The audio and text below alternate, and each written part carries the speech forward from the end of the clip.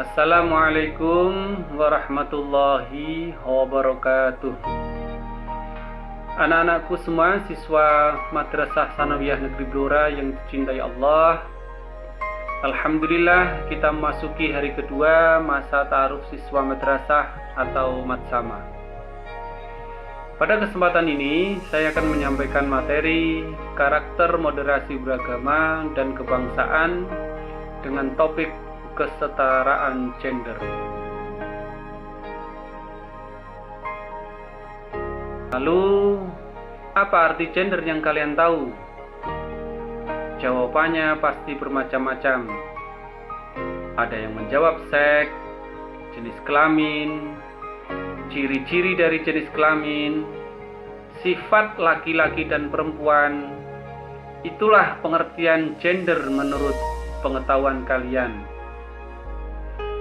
Istilah gender belum ada dalam perbendaharaan Kamus Besar Bahasa Indonesia. Gender berasal dari Inggris. Gender berarti jenis kelamin. Gender dapat diartikan sebagai perbedaan antara laki-laki dan perempuan dilihat dari segi nilai dan perilaku.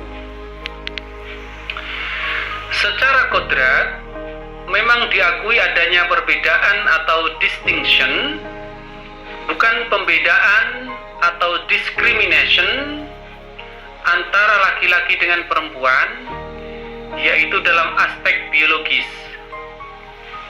Perbedaan secara biologis antara laki-laki dengan perempuan yaitu senantiasa digunakan untuk menentukan dalam relasi gender seperti pembagian status, hak-hak, peran, dan fungsi di dalam masyarakat.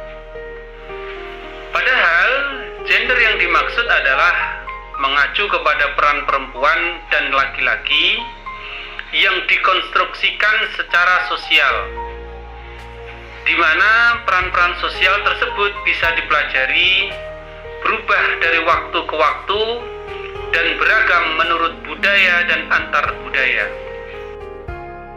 Perbedaan biologis adalah perbedaan jenis kelamin yang bermuara dari kodrat Tuhan, sementara gender adalah perbedaan yang bukan kodrat Tuhan, tetapi diciptakan oleh manusia melalui proses sosial budaya yang panjang.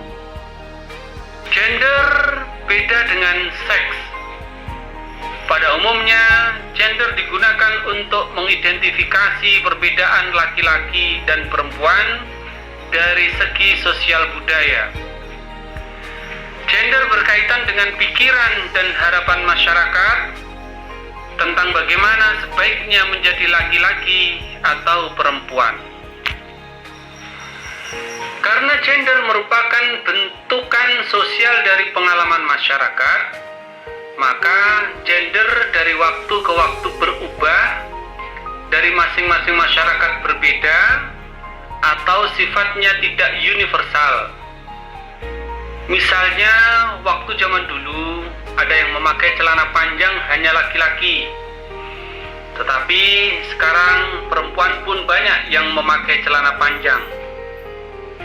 Sedangkan seks sering digunakan dalam mengidentifikasi perbedaan laki-laki dan perempuan dari segi anatomi biologis yang tidak dapat dipertukarkan, tidak dapat berubah dimanapun dan kapanpun.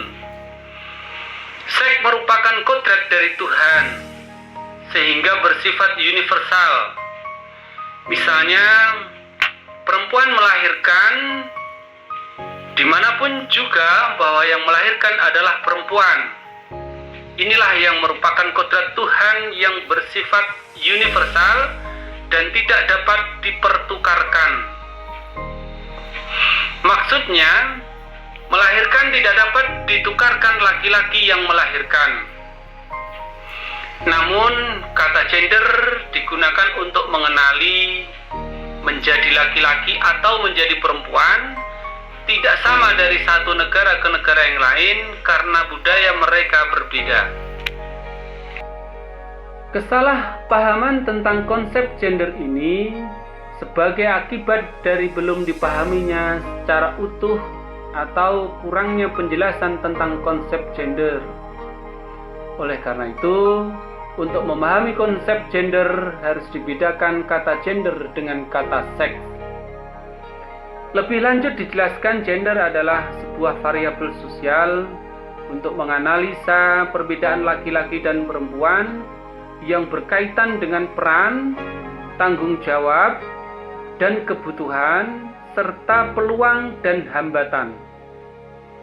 Oleh karena dibentuk secara sosial budaya, maka gender bukan kodrat atau ketentuan Tuhan, tidak bersifat tetap, sehingga dapat diubah dari masa ke masa, berbeda untuk setiap kelas dan ras. Anak yang dilahirkan, orang tua cenderung menyiapkan segala perlengkapan bayi sesuai jenis kelamin anak, misalnya pink untuk anak perempuan, biru untuk anak laki-laki. Sejak lahir, oleh budaya telah dilekatkan bahwa biru adalah warna untuk anak laki-laki dan pink untuk anak perempuan. Selama ini, masyarakat di mana kita tinggallah yang menciptakan sikap dan perilaku berdasarkan gender yang menentukan apa yang seharusnya membedakan perempuan dan laki-laki. Untuk lebih jelasnya, perhatikan perbedaan karakteristik gender di bawah ini. Karakteristik laki-laki: maskulin, rasional, tegas, persaingan, sombong, orientasi dominasi, agresif, objektif, pemikir.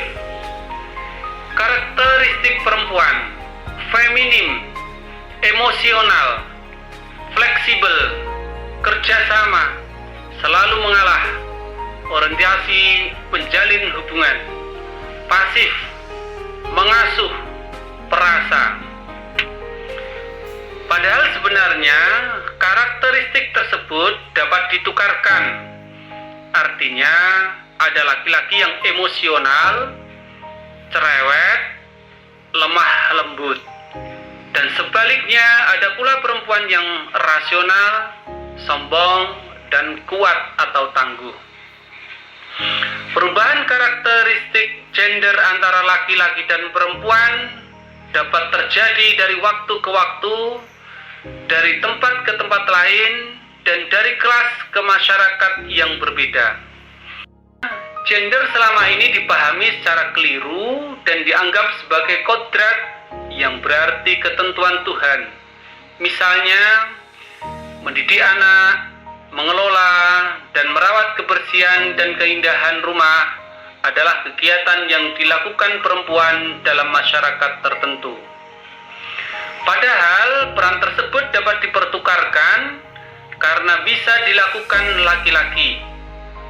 Perbedaan peran gender ini sangat membantu kita untuk memikirkan kembali tentang pembagian peran yang selama ini dianggap telah melekat pada manusia, perempuan dan laki-laki. Dengan mengenal perbedaan gender sebagai sesuatu yang tidak tetap, memudahkan kita untuk membangun gambaran tentang realitas relasi perempuan dan laki-laki yang dinamis, yang lebih tepat dan cocok dengan kenyataan yang ada dalam masyarakat. Anak-anakku semua, sebagai penutup dan penjelas dari apa yang saya sampaikan, simaklah video animasi berikut ini. Terima kasih atas perhatian anak-anakku semua.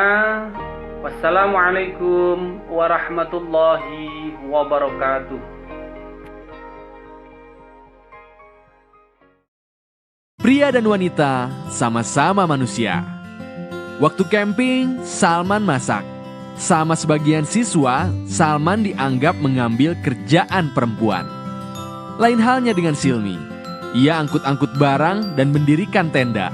Sama cowok dilarang, katanya itu kerjaan laki-laki. Kadang kita bingung antara laki-laki dan perempuan, mana yang kodrat, mana yang budaya. Nah, untuk membedakan keduanya, ada cara yang mudah. Coba cek aja. Jika berlaku di semua tempat dan waktu, itu kodrat. Sesuatu yang gak berubah, udah dari sananya. Misalnya, perempuan itu kodratnya melahirkan. Cek, apakah dulu dan sekarang perempuan melahirkan? Ya. Apakah di Aceh sampai Papua perempuan melahirkan? Ya iyalah. Berarti benar. Melahirkan itu kodrat. Sekarang coba yang ini. Perempuan itu kodratnya cuma ngerjain kerjaan dapur. Coba cek. Apakah semua perempuan di semua tempat tugasnya cuma memasak di dapur? Ternyata di Aceh perempuan yang kerja di ladang. Bahkan sebagian suku Minang, perempuanlah yang jadi pemimpin keluarga atau marga.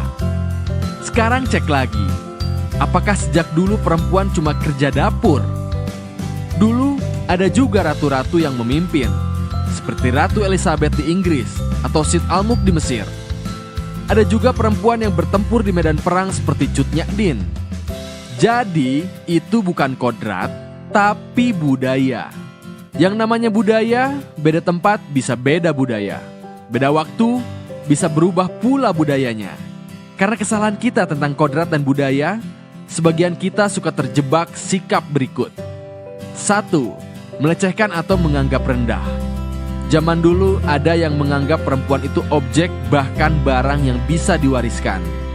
Zaman sekarang tindakan melecehkan bisa beragam, dari mulai bersuit-suit menggoda sampai tindakan asusila. Pornografi termasuk tindakan pelecehan, karena menganggap perempuan sebagai objek aja.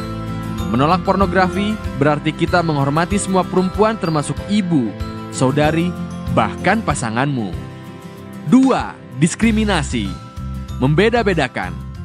Dulu perempuan gak boleh sekolah, tugasnya cuma di rumah. Padahal perempuan ketika menjadi ibu, dia jadi sekolah pertama bagi anaknya. Gak adil juga kalau perempuan gak boleh pinter atau berpendidikan. 3. Intimidasi, alias mengancam dan menindas. Menggunakan kekuatan fisik untuk mengancam dan memaksa perempuan menuruti keinginan laki-laki. Nah, kalau sampai tindakan ini melukai, hati-hati, bisa jadi tindakan pidana. Tapi perilaku di atas bukan cuma pada perempuan. Kadang laki-laki juga sering diperlakukan tidak adil. Misalnya, 1. Didiamkan. Kadang perempuan mendiamkan laki-laki, sampai laki-laki bingung. Apalagi kalau sudah diberi jawaban, terserah, jadi serba salah. 2. Tidak dihargai. Laki-laki kadang suka berkorban dan ingin jadi pahlawan. Tapi ternyata pengorbanannya nggak dihargai. Buat laki-laki, itu gondok banget. 3. Dicurigai. Kadang perempuan curiga berlebihan. Dimata-matai. Padahal laki-laki lebih senang diakui, dikasih kepercayaan, dan tanggung jawab. Tapi 3 hal di atas itu bisa juga terjadi sebaliknya oleh laki-laki pada perempuan.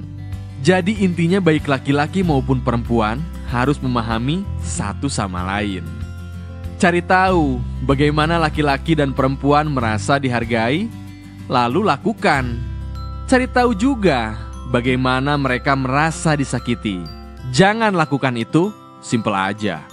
Pahami, memang ada perbedaan laki-laki dan perempuan secara biologis dan hormon yang mungkin memengaruhi emosi. Memang beda, tapi jangan dibeda-bedakan. Laki-laki dan perempuan adalah sama-sama manusia yang senang dihargai, yang saling melengkapi.